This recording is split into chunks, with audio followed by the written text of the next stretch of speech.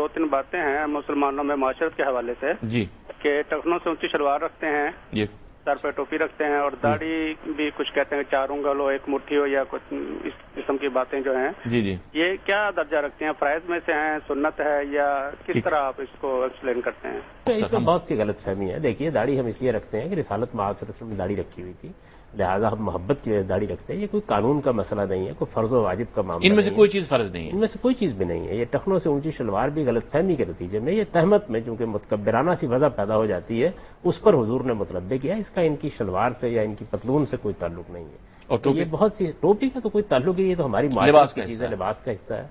मैं चाहूंगा कि एक छोटा सा क्लिप आप मुलाहिजा फरमाएं। आपने कहा जीन्स ज़दा नौजवान या इस्लामी हुलिया। अफसोस, सद अफसोस, हमने माशरत और मजहब को आपस में कैसा गड़मड़ कर दिया है। लिबास का ताल्लुक माशरत से है, मजहब से बिल्कुल नहीं। ये कैसे मुमकिन है कि एक ऐसा दीन जो बकौल हमारे सारी कायनात और तमाम जमानों के लिए उतारा गया, वो लिबास के लिए किसी एक खास यूनिफॉर्म पर इसरार करे। पर हम इतने मासूम हैं कि अलास्का के बर्फीले मैदानों में या न्यूजीलैंड की मुंजमद पहाड़ों में भी अगर कोई इस्लाम कबूल करे तो हम उससे कहेंगे कि इस्लाम की तालीमात तो होती रहेगी, पहले शलवार पहनो, खुल से टखनों से ऊपर रखो। जी गामदी साहब, ये क्लिप आपने मुलाजा फरमाया। हदीस में ये बात भी बयान हुई है कि रसूलुल्लाह सल्लल्लाहु अलैहि वसल्लम ने दाढ़ी और इस तरह की और दीगर चीजें, लिबास, वज़ाक़त, उसके हवाले से कुछ ऐसे अहकाम दिए हैं जिससे मुसलमान अपनी शनाख्त करते थे, जिससे मुसलमानों की पहचान होती थी। ऐसा कभी नहीं किया गया। देखिए, बात यह है कि मुसलमानों की पहचान क्या चीजें हैं। रसूलुल्लाह सल्लल्लाहु अलैहि वसल्लम की एक बड़ी ही खूबसूरत हदीस है जिसमें जिब्रील अमीन ने आपके साथ मुलाकात की है और उसमें यह सवाल किया गया कि इस्लाम क्या है। तो आपने बताया कि इस्लाम ये है कि तुम इस बात की शहादत दो कि अल्लाह के सिवा कोई माबूद नहीं है, मोहम्मद सल्लल्लाहु अलैहि वसल्लम अल्लाह के पैगंबर है, नमाज का एहतमाम करो, रोजे का एहतमाम करो, हज का एहतमाम करो। ये शनाख्त है मुसलमानों की। यानी मुसलमान नमाज पढ़ने के लिए जाएंगे, मुसलमान हज करने के लिए जाएंगे, मुसलमान रोजा रखेंगे रमजान में, तो ये चीजें उनकी शनाख्त बनेंगी। इनको रिसालत में आप सल्लल्लाहु अलैहि वसल्लम ने शनाख्त की हैसियत दी है। इस तरह की किसी चीज को कभी शनाख्त के तौर पर पेश नहीं किया। आम तौर पर जो इस तरह की एक रवायत बयान की जाती है उसमें दर हकीकत ये मसला ही ज़ेर बहस नहीं है। वहां तो मसला ये ज़ेर बहस है कि मुसलमानों ने जब कुरैश के खिलाफ इकदाम करना शुरू किया है तो उसमें मुसलमान भी बस्तियों में मौजूद थे। उनको ये कहा गया कि आप अपने आप को नुमायां कर लें और किसी ऐसे तरीके से नुमायां कर लें जिससे कहीं आपके खिलाफ कोई इकदाम न हो जाए। उसमें ये अल्फाज आए हैं कि मन तशब्बह बिकौमिन फहुवा मिनहुम, यानी अगर तुम लोग उनके साथ मुशाबे रखोगे, अपने आप को उन्हीं जैसे बनकर रहोगे, तो नतीजे के तौर पर है मुमकिन कार्रवाई तुम्हारे खिलाफ हो जाए। उस मौके पर भी जिस चीज को शनाख्त की हैसियत दी गई वो कुरान में ज़ेर बहस आ गई है। वो ये है कि मुसलमान अस्सलामु अलैकुम कहेंगे, ये मुसलमानों का शियार करार दिया गया। इस तरह की किसी चीज को कभी शनाख्त नहीं बनाया गया। तो रिवायात के मामले में ये चीज जहन में रखनी चाहिए कि उनको समझना पड़ता है, उनके अंदर उतर कर उनका देखना पड़ता है, तमाम रवायात को जमा करना पड़ता है और फिर कुरान मजीद की रोशनी में उनका जब जायजा लिया जाता है तो उनकी सही सूरत हमारे सामने आती है। लेकिन जो टखनों से ऊपर कपड़ा रखने की हदायत है उसका ताल्लुक तो यहूद से नहीं है, वो तो मुजर्रद हुक्म दिया गया। नहीं, उसमें भी यही बात वाज़ेह तौर पर बयान कर दी गई है कि लोग आमतौर पर इसबाल इख्तियार करते थे। ये अरबी जुबान की एक खास ताबीर है। आपने देखा होगा कि हमारे यहाँ भी बाज और बाश किस्म के लोग इस तरह का लिबास पहनते हैं कि तहमत बांधी हुई है, लड़ छोड़े हुए हैं, पीछे से तहमत घिसटती हुई आ रही है, लंबा कुर्ता पहना हुआ है, बटन खोले हुए हैं। इसी तरह उस जमाने में लोग अमामा बांधते थे या पगड़ी पहनते थे, उसमें भी ये चीज हो जाती थी। तो रिसालत में आप सल्लल्लाहु अलैहि वसल्लम ने बताया कि ख्वाला बतरा, यानी इस मुतकब्बिराना तरीके से अपनी तहमत घसीटते हुए ना आया करो, ये तुम्हारे टखनों से ऊपर होनी चाहिए। इस मामले में तो बिल्कुल वाज़ेह हो गई उस वक्त सूरत हाल जब सैयदना अबू बकर सिद्दीक ने आपकी खिदमत में अर्ज किया कि मेरी तहमत तो बाज़ औक़ात नहीं रहती और वो लटक जाती है। तो आपने फरमाया कि माज़अल्लाह तुम कोई उन मुतकब्बिरीन में से हो। तो इससे भी मकसूद ये था कि मुतकब्बिराना वज़ाक़त नहीं होनी चाहिए। यानी आपकी बात का मतलब यह है कि इतलाक के लिहाज से अगर हमें इन उसूलों पर कोई चीज गलत नजर आएगी तब करेंगे, वरना जीन्स वगैरह ये सब आपके नजदीक ठीक है। जाहिर बात है कि जो लिबास भी आप पहनेंगे, आज आप एक लिबास पहनते हैं, कल दूसरा पहनते हैं, एक मुल्क में एक लिबास पहनते हैं, दूसरे मुल्क में दूसरा लिबास पहनते हैं। लिबास में जमाने के लिहाज से तब्दीलियां होती रहती हैं, तमद्दुन के लिहाज से तब्दीलियां होती रहती हैं, मौसमों के लिहाज से उसमें बहुत से फर्क करना पड़ जाता है। यानी लिबास के बेशुमार पहलू हैं। सुन्नत को हल्का जान के जानबूझकर छोड़ना اس پہ میں آپ کو وعید سنا دیتا ہوں آپ صلی اللہ علیہ وسلم کی. جامعہ ترمذی میں انٹرنیشنل نمبرنگ کے مطابق 2145 نمبر حدیث ہے کہ آپ صلی اللہ علیہ وسلم نے 6 طرح کے لوگوں پر لعنت فرمائی ہے. لعنت کا مطلب ہے کہ یہ لوگ اللہ کی رحمت سے دور ہیں, مایوس ہیں. 6 طرح کے لوگ. اور اس میں آپ صلی اللہ علیہ وسلم نے 5ویں نمبر پہ فرمایا میرے اہل بیت کے ساتھ ظلم کرنے والا. یہ کہتے نہیں فلاں پہ لعنت نہ کرو تو فلاں پہ لعنت نہ کرو. آپ صلی اللہ علیہ وسلم نے فرمایا میرے اہل بیت پہ ظلم کرنے والا, اس پہ اللہ کی لعنت. اور 6 نمبر پر آپ صلی اللہ علیہ وسلم نے ارشاد فرمایا میری سنت کو ترک کر دینے والا. حقیر سمجھ کے, جان بوجھ کے وہ پبلک کو دھوکہ دے رہے ہوتے ہیں. وہ شلوار ٹخنوں سے اوپر کرنے والی جو حدیث ہے نا, اس کے اوپر انہوں نے ایک پورا کلپ سا ریکارڈ کر کے اور پبلک کو دھوکہ دے رہے ہوتے ہیں. جی جرابوں سے نہیں ٹخنے کور ہو جاتے. اگر اللہ کے نبی نے ٹخنے ہی کور کروانے ہوتے تو آپ جرابے کیوں پہنتے تھے؟ دیکھو ذرا, یعنی یہ عالم ہو کے پبلک کو دھوکہ دے رہے ہیں. اور بھائی اس حدیث میں کہاں لکھا ہوا ہے کہ ٹخنے ننگے ہیں؟ کہ ٹخنوں سے نیچے کپڑا لٹکانا نہیں ہے. لٹکانا وہ ہوتا ہے جو تہمت باندھی جاتی ہے اوپر سے, وہ لٹکنا ہوتا ہے. جرابیں لٹکائی نہیں جاتی. یہ جرابیں لٹکاتے ہیں اوپر سے, یعنی انہوں نے گھٹنے کے ساتھ جراب باندھ کے لٹکائی ہوتی ہے ایسے کر کے, وہ تو نیچے سے پہنی جاتی ہے. ٹخنے ننگے کرنا مقصد نہیں ہے. مقصد یہ ہے کہ ٹخنوں سے نیچے کپڑا لٹکنا نہیں چاہیے. یہ تکبر کی علامت ہے. سنن نبی داؤد کے اندر حدیث موجود ہے کہ آپ صلی اللہ علیہ وسلم نے فرمایا کہ کپڑے کا ٹخنوں سے نیچے لٹکانا ہی تکبر ہے. یہ آپ کی ڈیفینیشن ہے خود تکبر کی. اور وہ کہتے ہیں جی, وہ یہ کہتے ہیں جی ٹخنے ننگے کرو نماز کے لیے. وہ کہتے ہیں جی کرنے چاہیے, لیکن اگر کوئی نہیں بھی کرتا ہے تو وہ کپڑا اگر فولڈ کر لے گا تو وہ بڑا گناہ ہے. بھئی کپڑا فولڈ کرنا بھی منع ہے. صحیح بخاری کے اندر آپ صلی اللہ علیہ وسلم نے فرمایا کپڑوں کو سمیٹنے سے منع فرمایا. کف صوف سے اس کو کپڑوں کو الٹا کرنے سے منع کیا ہے. یہاں سے بھی نہیں فولڈ کر سکتے, نیچے سے بھی نہیں فولڈ کر سکتے. یعنی شلوار ہی, ہم تو ہمارا تو اپنا جو ہے وہ ہزار بند ہی اتنی ہوتی ہے کہ وہ ٹخنوں سے اوپر ہوتی ہے, تو وہ اوپر ہی ہونی چاہیے. لیکن ایز اے لاسٹ ریزارٹ کبھی کوئی شخص جس کے پاس ایسی صورتحال ہے کہ اس کے ٹخنوں سے نیچے ہے, پینٹ ہے, اور اب یا شلوار ٹخنوں سے نیچے ہے اور اس نے چھوٹی نہیں سلوائی, اب نماز کے لیے ہے تو کم از کم اس حالت میں اس کو ضرور اوپر کرے. اور وہ کراہتن ظاہر ہے اس بیچارے کو کرنا پڑے گا, کیونکہ سنن نبی داؤد میں یہ صحیح حدیث ہے کہ جس کا کپڑا ٹخنوں سے نیچے ہو اللہ تعالیٰ اس کی نماز قبول نہیں کرتا. یہ حدیث ہے سنن نبی داؤد کے اندر صحیح سند کے ساتھ. شیخ البانی نے اسے ضعیف کہا, وہ ان کی اجتہادی غلطی ہے. جس راوی کے اوپر وہ جرح کرتے ہیں کہ یہ مجہول ہے, ان نون راوی ہے. یہ یاد رکھیے گا, جب بھی کوئی محدث جرح کرے نا کسی راوی کے بارے میں کہ یہ جناب مجہول راوی ہے, تو یہ جرح اس وقت تک رہتی ہے جب تک کہ اس کی توثیق ثابت نہ ہو جائے. تو شیخ زبیر لیزئی رحمہ اللہ تعالیٰ, اللہ تعالیٰ کی کروڑوں رحمتیں ہوں, انہوں نے 3-4 محدثین سے اس مجہول راوی کی توثیق ثابت کی ہے کہ مجہول ان نون نہیں ہے, یہ محدثین کے ہاں نون راوی ہے. لہذا شیخ البانی کا وہ فتویٰ بالکل غلط ہے اس حدیث کے بارے میں. وہ حدیث بالکل ٹھیک ہے. مشکات المصابیح میں بھی آپ کو نماز والے چیپٹر میں حدیث مل جائے گی کہ آپ صلی اللہ علیہ وسلم نے فرمایا جس کا کپڑا ٹخنوں سے نیچے ہو اللہ تعالیٰ اس کی نماز قبول نہیں کرتا. لہذا ایز اے لاسٹ ریزارٹ کم از کم نماز کے لیے ہمیں ٹخنوں کو ننگا ضرور کر لینا چاہیے. لیکن یہ ایز اے لاسٹ ریزارٹ ہے, میں اس کی ترغیب نہیں دلا رہا. ایز اے لاسٹ ریزارٹ ہے, ہونی شلوار اوپر ہی چاہیے, اور ہم اسی کی ترغیب دلاتے ہیں, اور اکثر الحمدللہ سنت پہ عمل بھی لوگ کرتے ہیں. چھوٹی ہونی چاہیے. ڈاکٹر ذاکر نائک کو دیکھ لیں یار, مجھے بڑی خوشی ہوتی ہے. اس نے پینٹ پہنی ہوئی ہے تو وہ بھی ٹخنوں سے اوپر ہوتی ہے. اور یہاں ہمارے پاکستان میں وہ امام کعبہ غامدی صاحب آئے ہیں, ان کا چوغا بھی جو ہے نا وہ بوٹوں کے نیچے ربڑ رہا ہے. یہ ہمارے امام کعبہ ہیں. یعنی شرم کا مقام ہے. ان لوگوں کو ہم نے فالو کرنا ہے. اور لوگ تو کہیں گے امام کعبہ, یعنی اسی طرح یہ ویٹیکن سٹی کا کوئی پوپ آ جائے تو کرسچن تو کہیں گے نا ہمارا پوپ ہے یہ. تو یہ پوپ کے لیول کی ایک شخصیت ہے نا امام کعبہ. اور جب وہ ٹی وی پہ آ کے پاکستان کے چینلز کے اوپر, جیو کے اوپر, میں نے سلیم صافی کے ساتھ ان کا انٹرویو دیکھا تو ان کے بوٹوں کے اوپر بھی ان کا چوغا لٹک رہا تھا.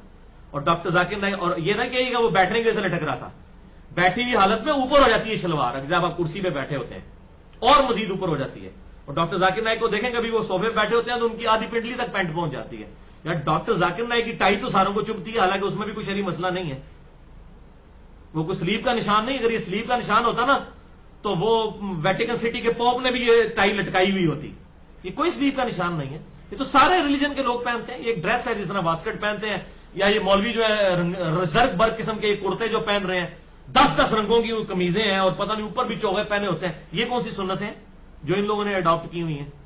عجیب بھڑکیلے لباس. اور بخاری اور مسلم کی متفق علیہ حدیث ہے, ان عورتوں پر لعنت جو مردوں کی شکل اختیار کریں, ان مردوں پہ لعنت جو عورتوں کیسا لباس اور اس طرح کی وضع قطع کریں. اور یہ آج میں نعت خانوں کے لباس دیکھتا ہوں تو شرم آتی، یقین کریں یہ تو نئی نو بیاتا دلہن بھی اس قسم کے لباس نہیں پہن سکتی جو جس قسم کے انہوں نے لباس پہنے ہوتے ہیں. یہ کون سی اسلام کی خدمت ہو رہی ہے؟ تو امام کعبہ کا بھی یہی حال ہے. وہ میں نے دیکھا، مجھے بڑا دکھ ہوا، میں نے کہا یار یہ لوگ کیا کر رہے ہیں، کس طرف جا رہے ہیں.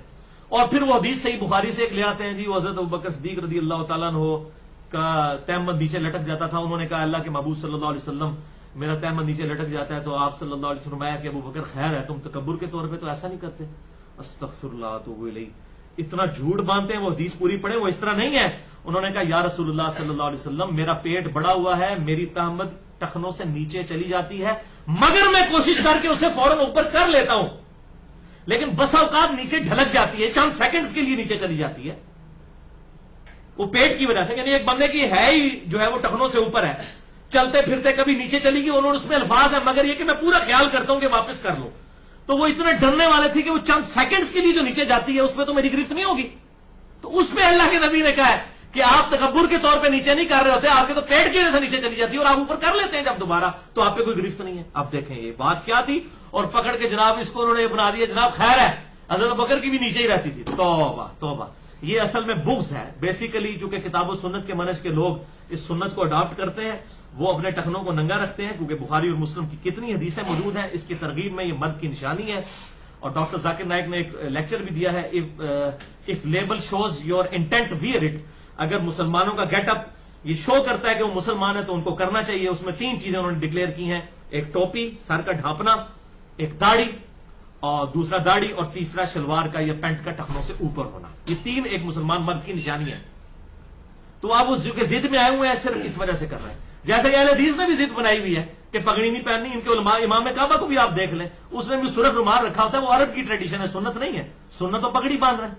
بخاری اور مسلم میں کتنی حدیثیں موجود ہیں کالی پگڑی کے اوپر، سفید پگڑی کے اوپر. لیکن انہوں نے اپنی عرب ٹریڈیشن، اور یہاں بھی جو ان کے مولوی ان کو فالو کر رہے ہیں انہوں نے بھی وہ رومال اور اس قسم کے نا پورے ایسے کر کے بنائے ہوتے ہیں. پگڑی نہیں پہنیں گے کیونکہ بریلوی جو بندی پہنتے ہیں وہ کہتے ہیں نہیں وہ پہنتے ہیں، ہم نہیں پہنیں گے چاہے سنت بھی ہو تو خیر ہے. ہاں جب مناظرہ ہوگا پھر کہیں گے جی بخاری مسلم میں آتا ہے کہ اللہ کے محبوب صلی اللہ علیہ وسلم موزوں پر بھی مسح کر لیتے تھے اور پگڑی پہ بھی مسح. اس ٹائم پگڑی آ جاتی ہے بیچ میں. آج بریلوی جو بندی پگڑی اتار دیں، ننگے سارا ہو جائے، سب سے پہلے حدیثوں نے پگڑی باندھ لینی ہے. وہ ضد میں ہے نا سارا کام. ادھر بھی کام ضد میں ہے، ادھر بھی ضد میں. تو سب سے بڑی لعنت اور ضد اور ہٹ درمی وہ فرقہ واریت ہے جو انسان کو حق بات قبول نہیں کرنے دیتی. تو اوتار صاحب مفتی اکمل صاحب جو اس پہ کہہ رہے ہیں کہ جناب وہ جرابیں بھی آپ جو موزے پہنتے ہیں اس میں بھی تو ٹخنے ڈھک جاتے ہیں. بھائی یہ تو حدیث ہی نہیں ہے، کس کو دھوکہ دے رہے ہو؟ وہ تو ٹخنے اپنے لٹکانے کے بارے میں ہے. ٹخنے ننگے کرنا مقصد نہیں ہے. مقصد یہ ہے کہ جو اوپر آزار باندھی ہوئی ہے وہ ٹخنوں سے اوپر ہونی چاہیے ایک مرد کے لیے. ورنہ صحیح مسلم میں حدیث موجود ہے، بخاری میں بھی موجود ہے.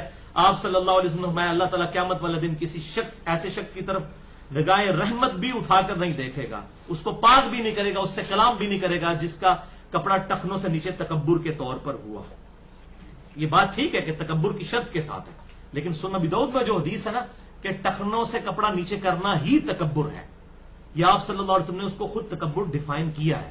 لہذا احتیاط اسی میں ہے، سلامتی اسی میں ہے کہ اس سنت کو زندہ کیا جائے. اور کرتے ہیں تمام مقاطب فکر کے لوگ جو پریکٹسنگ جتنے مسلمان ہیں نا وہ کرتے ہیں. تبلیغی جماعت والے اگرچہ دیوبندی ہیں وہ کرتے ہیں، دعوت اسلامی والے اگرچہ بریلوی ہیں لیکن ان کے بھی جو پریکٹسنگ لوگ ہیں وہ شلواریں ٹخنوں سے اوپر رکھی ہوتی ہیں. بلکہ الیاس قادری صاحب خود ترغیب بھی اس کی دلاتے ہیں کہ ٹخنے ننگے ہونے چاہیے. یہ کرتے ہیں. یہ نہیں ہے کہ یہ صرف کوئی اہل حدیث کی نشانی بنی ہوئی ہے، نہیں ایسا نہیں ہے. سب لوگ کرتے ہیں، سب پریکٹسنگ لوگ. لیکن جب وہ ضد بازی آ جاتی ہے نا پھر اس میں معاملہ ہو جاتا ہے. اس میں یہ ہے کہ افضل تو ہے آدھی پنڈلی تک، لیکن وہ صحیح مسلم میں حدیث ہے آدھی پنڈلی تک افضل ہے، اور آدھی پنڈلی سے لے کر ٹخنوں تک کچھ گناہ کی بات نہیں، لیکن ٹخنوں سے نیچے آدھ میں ہے تکبر کے طور پر، اور یہ تکبر کی ڈیفینیشن میں آتا ہے. لیکن یہ یاد رکھیے گا خدا کے لیے کسی پہ آپ نے فتویٰ نہیں لگانا.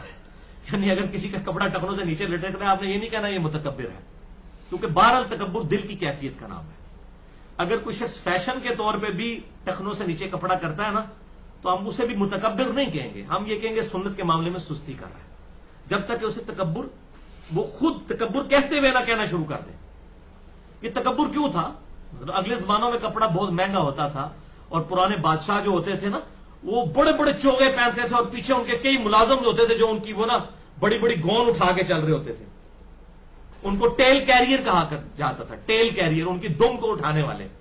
उसी की एब्रीवेशन वो बनाई हुई है ना, टीसी, टेल कैरियर। तो यहां कोई खुशामद करे उसका ना टीसी करता है, वो टीसी यही होती है कि वो जो उस टाइम में बड़े बड़े बादशाह थे ना, उन्होंने कपड़ा बड़ा महंगा होता था, तो जो जितना अमीर होता था या कोई बादशाह है तो उसने बड़ी सी गोन पहनी हुई है, पीछे जमीन पे लटक रही है, पीछे उठा के वो चल रहे होते हैं। जाहिर है वो उठाएंगे नहीं बेचारे, तो इतना वजन कौन उठा के, टकई को चल सकता है ना, इंसान तो नहीं चल सकता। इतनी बड़ी अगर कोई गोन किसी ने पहनी होगी, जमीन से जब लटकेगी और जमीन से रगड़ खाएगी, फ्रिक्शन होगी, तो कैसे बेचारा चलेगा। तो पीछे उठा के वो टेल कैरियर और टीसी, तो वो तकब्बुर की इलामत उस वक्त समझी जाती थी। इसलिए आप सल्लल्लाहु अलैहि वसल्लम ने उसको उस तरीके से सुन्नत करार दे दिया। और इसमें अगर किसी को फिर भी यकीन है तो उसके लिए फकी है, इनसे पूछें जो आप रमल करते हैं, जो बुखारी और मुस्लिम में आता है कि तवाफ के जो उम्रे वाला तवाफ है जिसमें आपने एहराम पहना हो, उसके पहले 3 चक्रों में अकड़ के चलना है, वो किस लिए चला जाता था? वो उसका कॉन्टेक्स्ट बुखारी मुस्लिम पढ़ के देख लें। मुशरिकीन अरब कहते थे मदीना जो है वो बीमारियों की सरजमीन है और सहाबा जो है वो बीमार हालत में आए होंगे, तो रसूलुल्लाह ने हुक्म दिया कि तुमने अकड़ के चलना है। तो अब क्या हम कोई उधर किसी काफरों को दिखाने के लिए अकड़ के चलते हैं? लेकिन सुन्नत आज तक जिंदा है, सुन्नत तो नहीं छोड़ सकते हम, कि जी उस जमाने के लिए था। तो जब शलवार टखनों से ऊपर करने की बारी आती कहते हैं उस जमाने के लिए था। तो दिखाएं कि रसूलुल्लाह ने ये फरमाया होगा इस जमाने के लिए, और हर हदीस को तोड़ मोड़ के